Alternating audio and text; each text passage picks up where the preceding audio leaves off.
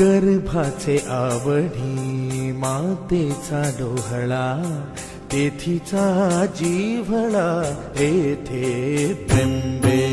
गर्भाचे आवडी मातेचा डोहळा, तेथीचा जिव्हाळा तेथे बिंबे. तुका म्हणे तैसा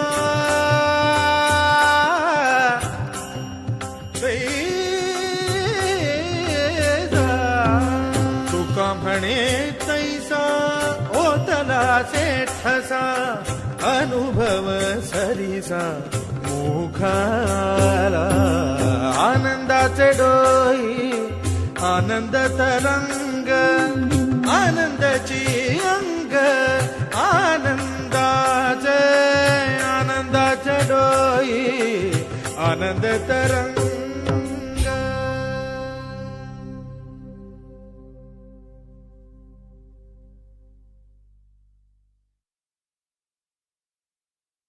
पहली जून 1982 मैंने defence research and development laboratory DRDL की जिम्मेवारी संभाल ली.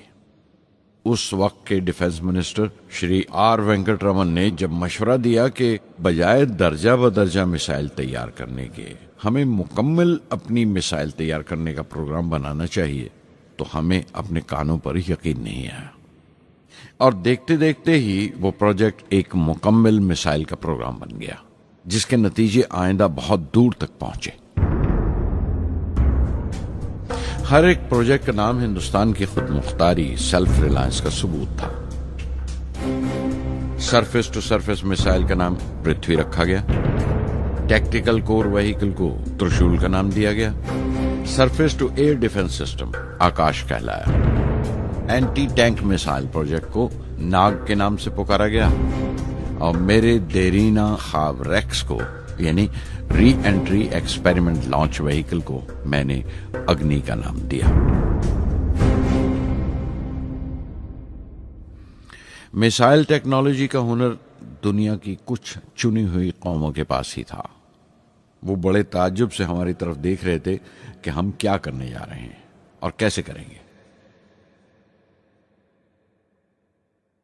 हम एक मीटिंग में बैठे हुए अपने मकसद को पूरा करने के लिए 1984 की निशानदेही कर रहे थे जब डॉक्टर ब्रह्म प्रकाश की मौत की खबर आई.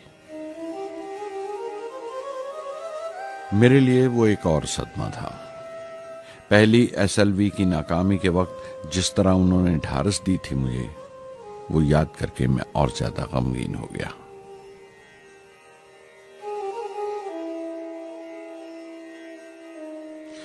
प्रोफेसर साराभाई अगर VSSC के निर्माता थे, बनाने वाले थे, तो डॉक्टर ब्रह्म प्रकाश उसके आमिल थे, एग्जीक्यूटर थे.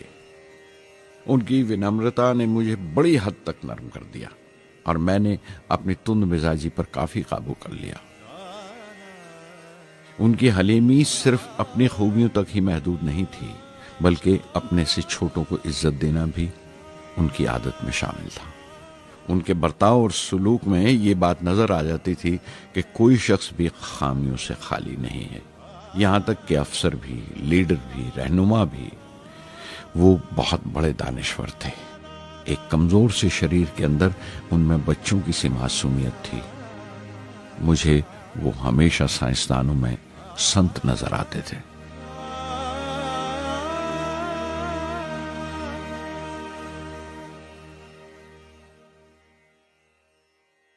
पृथ्वी का काम अपनी तकमील को पहुंच रहा था जब हम 1988 में दाखिल हुए. 25 फरवरी 1988 सुबह 11:23 पर पृथ्वी की पहली परवाज वाक़ हुई. हमारे मुल्क में वो एक ऐतिहासिक मौका था. पृथ्वी सिर्फ एक सरफेस टू सरफेस मिसाइल ही नहीं, बल्कि आइंदा आने वाली तमाम किस्म की मिसाइल का बुनियादी नक्शा भी था. फ्यूचर का मॉड्यूल था वो. पृथ्वी ने हमारे आस पड़ोस के मुल्कों को दहला दिया. मगरबी यानी वेस्टर्न मुल्कों को पहले तो हैरत हुई, फिर गुस्से का इजहार किया और पाबंदी लगा दी इंडिया के लिए कि वो ऐसी कोई चीज बाहर के मुल्कों से न खरीद सकें जो उनके मिसाइल प्रोग्राम में इस्तेमाल हो सकती हो या काम आ सकती हो. मिसाइल की ایجاد میں ہندوستان کی خود مختاری نے دنیا کے تمام ترقی یافتہ ملکوں کو پریشان کر دیا۔ اگنی کی ٹیم میں 500 سے زیادہ سائنسدان شامل تھے۔ اگنی کی پرواز 20 اپریل 1999 طے پائی تھی۔ لانچ کی تمام تیاریاں مکمل ہو چکی تھیں اور حفاظت کے لیے یہ فیصلہ کیا گیا تھا کہ لانچ کے وقت آس پاس کے تمام گاؤں خالی کرا دیے جائیں۔ اخبارات اور دوسری میڈیا نے اس بات کو بہت اچھالا۔ 20 اپریل پہنچتے پہنچتے تمام ملک کی نظریں ہم پر ٹکی ہوئی تھیں۔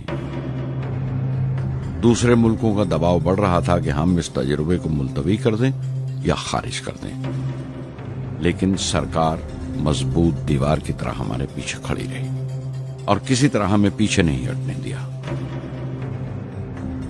پرواز سے صرف 14 سیکنڈز پہلے ہمیں کمپیوٹر نے رکنے کا اشارہ کیا۔ کسی ایک پرزے میں کوئی خامی تھی، وہ فوراً ٹھیک کر دی گئی، لیکن اسی وقت ڈاؤن رینج اسٹیشن نے رکنے کا حکم دیا۔ چند سیکنڈز میں کئی رکاوٹیں سامنے آ گئیں اور پرواز ملتوی کر دی گئی۔ اخبارات نے آستینیں چڑھا لیں، ہر بیان نے اپنی اپنی طرح کی وجوہات نکال لیں۔ کارٹونسٹ سدھیر دار نے ایک کارٹون شائع کیا جس میں ایک خریدار کچھ سامان دکاندار کو واپس کرتے ہوئے کہہ رہا تھا، اگنی کی طرح وہ بھی نہیں چلی۔ ایک کارٹون میں دکھایا گیا کہ سائنسدان کہہ رہا ہے، سب ٹھیک تھا، سوئچ بٹن نہیں چلا۔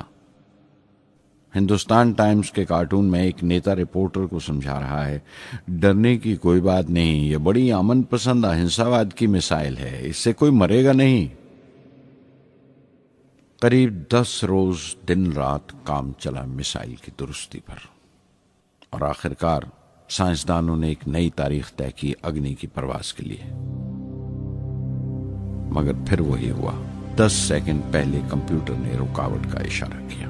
پتہ چلا ایک پرزہ کام نہیں کر رہا ہے۔ پرواز پھر ملتوی کر دی گئی۔ ایسی بات کسی بھی سائنسی تجربے میں ہو جانا عام بات ہے، غیر ملکوں میں بھی بہت بار ہوتا ہے، لیکن امید سے بھری ہوئی قوم ہماری مشکلیں سمجھنے کو تیار نہیں تھی۔ ہندو اخبار میں کیشو کا ایک کارٹون چھپا جس میں ایک دیہاتی کچھ نوٹ گنتے ہوئے کہہ رہا تھا، مثال کے وقت گاؤں سے ہٹ جانے کا معاوضہ ملا ہے، 2-4 بار اور یہ تجربہ ملتوی ہوا تو میں پکا گھر بنوا لوں گا۔ امول بٹر والوں نے اپنے ہورڈنگ پر لکھا، اگنی کو ایندھن کے لیے ہمارے بٹر کی ضرورت ہے۔ اگنی کی مرمت کا کام جاری رہا۔ آخرکار ایک بار پھر 22 مئی کی تاریخ اگنی کی پرواز کے لیے طے پائی۔ اس کی پچھلی رات ڈاکٹر اروناچلم، جنرل کے این سنگھ اور میں ڈیفنس منسٹر کے سی پنت کے ساتھ چہل قدمی کر رہے تھے۔ پورے چاند کی رات تھی، ہائی ٹائیڈ کا وقت تھا اور لہریں گرج گرج کر خدا کی عظمت کا نام لے رہی تھی۔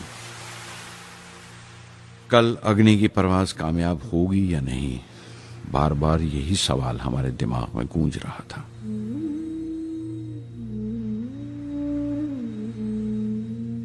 ڈیفنس منسٹر نے ایک لمبی خاموشی کو توڑتے ہوئے پوچھا، کلام، کل اگنی کی کامیابی منانے کے لیے کیا چاہتے ہو تم؟ میں کیا چاہتا تھا؟ کیا تھا جو نہیں تھا میرے پاس؟ اپنی خوشی کے اظہار کے لیے مجھے کیا کرنا چاہیے؟ اور اچانک مجھے جواب مل گیا، ہم 1,00,000 پیڑوں کی کونپلیں لگائیں گے۔ میں نے کہا اور ان کے چہرے پر رونق آ گئی، تم اپنی اگنی کے لیے دھرتی ماں کا آشیرواد چاہتے ہو، بولے کل یہی ہوگا۔ انہوں نے پیشن گوئی کی۔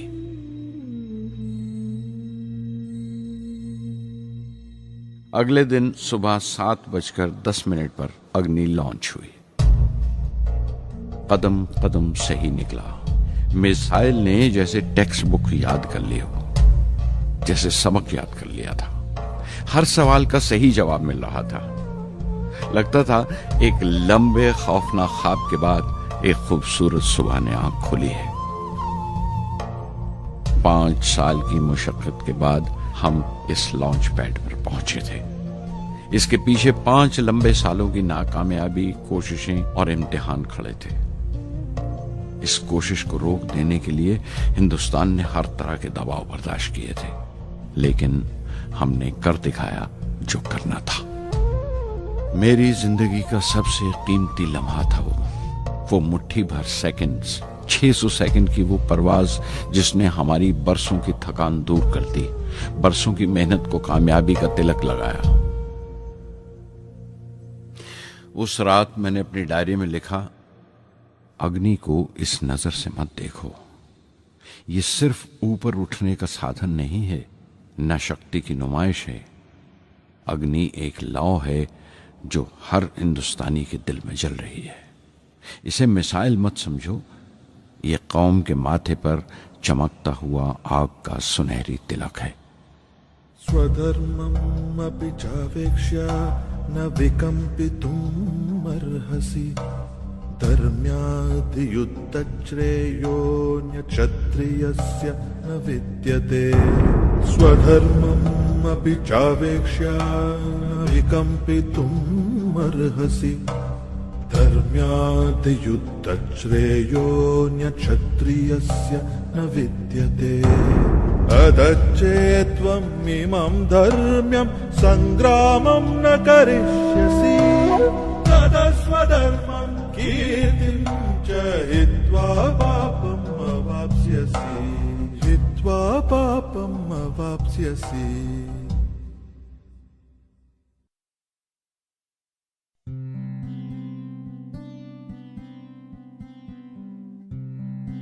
انیس سو 1990 کے ریپبلک ڈے پر دیش نے میسائل پروگرام کی کامیابی کا جشن منایا۔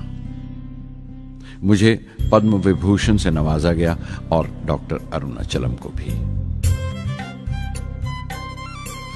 10 سال پہلے پدم بھوشن کی یادیں ایک بار پھر ہری ہو گئیں۔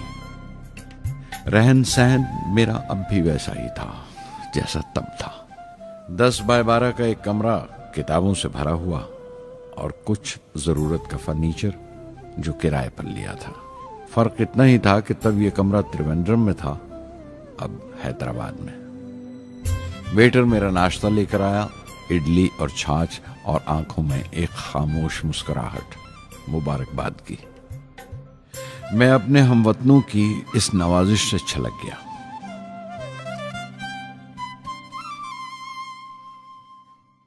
میں جانتا ہوں کہ بہت سے سائنسدان اور انجینئر موقع ملتے ہی وطن چھوڑ جاتے ہیں، دوسرے ملکوں میں چلے جاتے ہیں زیادہ روپیہ کمانے کے لیے، زیادہ آمدنی کے لیے، لیکن یہ آدر، محبت اور عزت کیا کما سکتے ہیں جو انہیں اپنے وطن سے ملتی ہے؟ 15 اکتوبر 1991 میں 60 سال کا ہو گیا۔ مجھے اپنی ریٹائرمنٹ کا انتظار تھا، چاہتا تھا کہ غریب بچوں کے لیے ایک اسکول کھولوں۔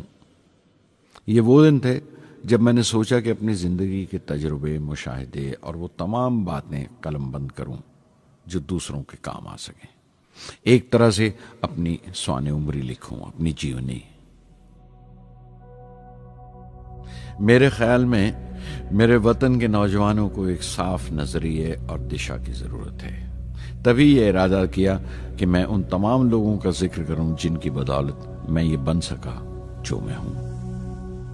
مقصد یہ نہیں تھا کہ میں کچھ بڑے بڑے لوگوں کے نام لوں، بلکہ یہ کہ کوئی شخص کتنا بھی چھوٹا کیوں نہ ہو، اسے حوصلہ نہیں چھوڑنا چاہیے۔ مسئلے، مشکلیں زندگی کا حصہ ہیں اور تکلیفیں کامیابی کی سچائیاں ہیں۔ جیسا کہا ہے کسی نے، خدا نے یہ وعدہ نہیں کیا کہ آسمان ہمیشہ نیلا ہی رہے گا، زندگی بھر پھولوں سے بھری راہیں ملیں گی۔ خدا نے یہ وعدہ نہیں کیا کہ سورج ہے تو بادل نہیں ہوں گے، خوشی ہے تو غم نہیں، سکون ہے تو درد نہیں ہوگا۔ مجھے ایسا کوئی غرور نہیں کہ میری زندگی سب کے لیے ایک مثال بنے گی، مگر یہ ہو سکتا ہے کہ کوئی مایوس بچہ کسی گمنام سی جگہ پر جو سماج کے کسی معذور حصے سے تعلق رکھتا ہو، یہ پڑھے اور اسے چین ملے، یہ پڑھے اور اس کی امید روشن ہو جائے۔ ہو سکتا ہے یہ کچھ بچوں کو نا امیدی سے باہر لے آئے اور جسے وہ مجبوری سمجھتے ہیں وہ مجبوری نہ لگے. انہیں یقین رہے کہ وہ جہاں بھی ہیں خدا ان کے ساتھ ہے. کاش ہر ہندوستانی کے دل میں جلتی ہوئی لو کو پر لگ جائیں اور اس لو کی پرواز سے سارا آسمان روشن ہو جائے. Wings of fire part 1 part 2 play list میں ہے. ونگس آف فائر آپ سب کو کیسی لگی کمنٹ میں ضرور بتائیں اور چینل کو سبسکرائب کریں, ویڈیو کو لائک کریں اور کمنٹ میں ڈھیر سارا پیار دیں. Thanks for watching my channel.